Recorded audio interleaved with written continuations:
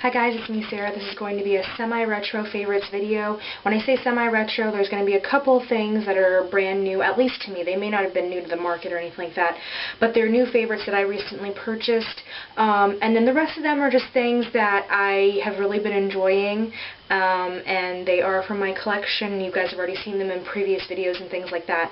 So let's just dive in. The first thing I'm going to start with is let's go with, okay, this is kind of an exciting new purchase. So this isn't a retro favorite, but this is a new favorite. It's a makeup brush shampoo for natural and synthetic brushes, and this is by Paris Presents. I got this from Wal-Mart. Paris Presents also manufactures EcoTool, but they also created this makeup brush shampoo, and they've also created a line of brushes exclusively sold at Walmart. At least I think they're exclusively sold at Walmart. I have not seen them sold anywhere else. I do believe that these are available online as well if you can't get a hold of them in your local Walmart for whatever reason, or in the very least you can check it out and find out which Walmart is closest to you that sells them. And if you want to, you can always swap with people on makeupalley.com. If you don't have access to these brushes, I've swapped with a couple of people in Canada who don't have access to the brushes here in the US. It is like a gel, regular gel shampoo type form. I don't know if you can see that like gelness there. Excuse it, it's making not a very polite sound. None of these brush cleansers that I've seen is as affordable as this is, and I, again, was very, very impressed at how well this cleansed. I've made my own brush cleansers. You can do that too. That's very cost effective, but it's, I think, really convenient to have this, and this is a lot when you think about it. This is 4 fluid ounces, and I still got the whole bottle. I've used this a couple of times.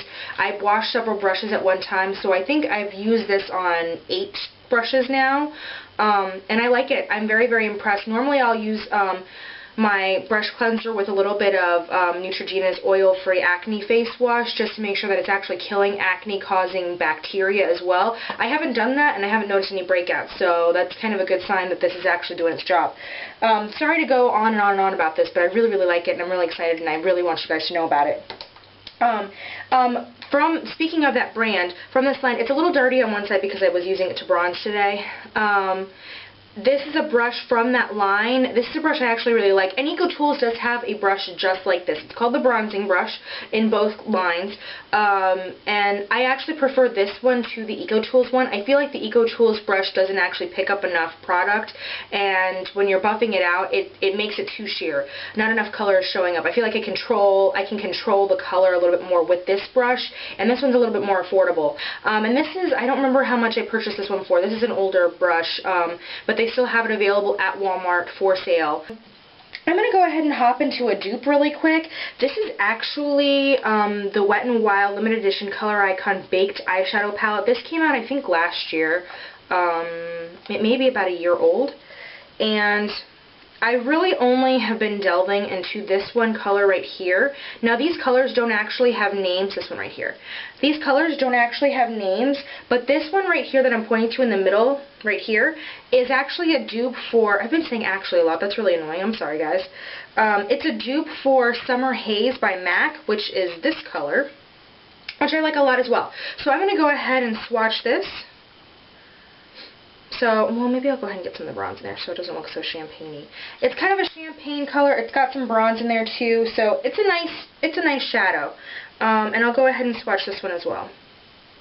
And again, you can use these wet. This one's coming up a little bit more champagne because I accidentally picked up too much of the ivory on this side. So let me go ahead and try and swatch this again and get some more of the bronze so you can see how champagne it looks and how similar they look. So that's my bad swatch for you guys. Sorry. So that's about the same. This one's still a little bit more white because, again, I did pick up too much of that ivory color. This is MAC, and this is the Wet n Wild. I'm going to go ahead and swatch it.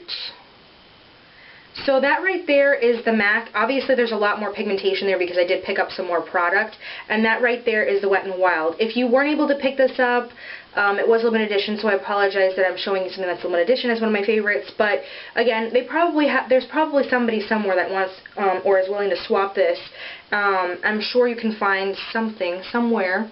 Anyhow, but I really do like it. I personally prefer the MAC one, but I find that this works in a pinch, and it's great for travel, and it's got all these other cool colors in it too, which I just find to be very convenient, especially if I want to do eyeliner, because you can use these wet and use, say, the dark brown as an eyeliner. So I do really like this palette, and I guess I just recently appreciated how useful the palette is. Another thing that I've really been loving recently, and this is also a retro favorite, this is by Essence, the brand. You can pick this up at Ulta if you live in the US. If you live in Europe, you can probably pick this up readily available at your drugstore. Don't quote me on that, but I'm sure it's far more readily available there than it is here in the US. It's the gel eyeliner, and this is in black, and it's in the color Midnight in Paris. They have a purple, and I don't know what other colors they may have.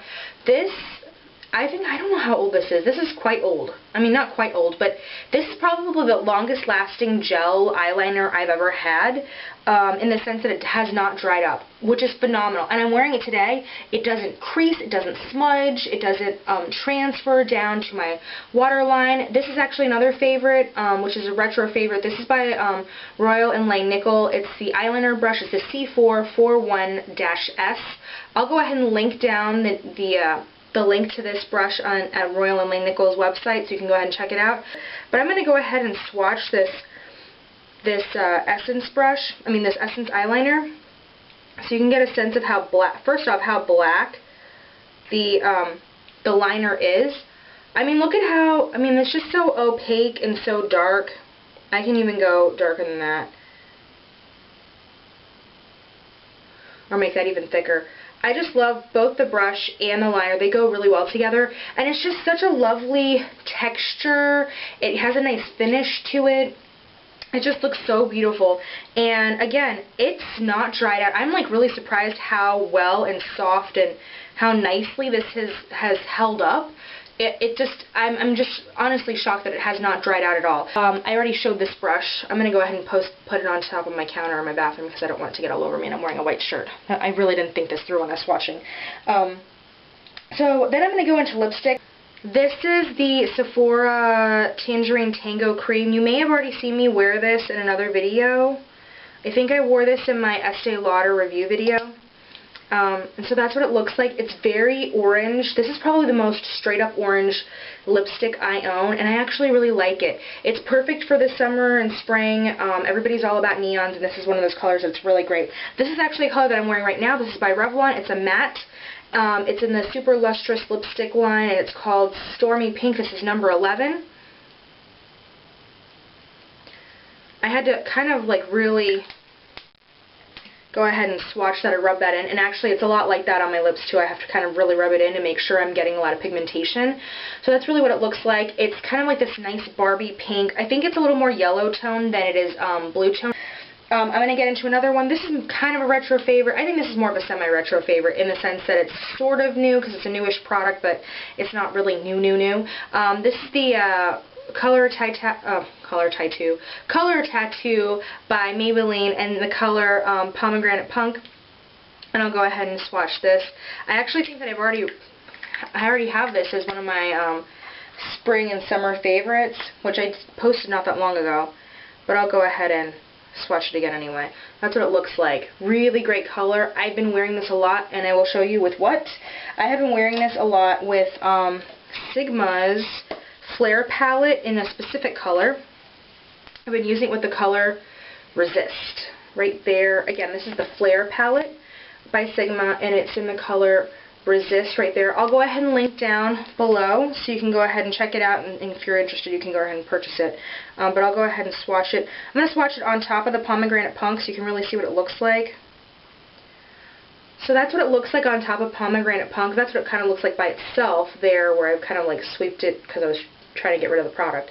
But yeah, that's what it looks like on top. I just think it looks really cool. It gives like a nice, and I hate to say it, bruised look to the eye. It just makes you look more, kind of more intense, which I really like, because I like my eyes to look a little intense. I try to go not so intense in the rest of my makeup, but that that shade in general I really do love. And then I've also been loving the Naked 2 palette by Urban Decay.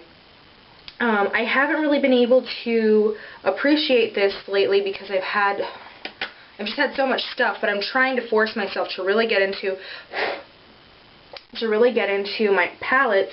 And so this one in particular I've been loving. I just think these colors suit me better. This is Hard Candy's Fox in the Box that I've been liking. It's the Spicy and Sweet shade, and that's what it looks like inside. And it's got all those pink colors in there. There's one kind of bronzy color. You can mix them all together and put them on. I've really kind of just been picking up these two pinky shades in the corners that are opposite or juxtaposition to each other. So I do really like them, and I will continue to use them. I tend to really like these in general.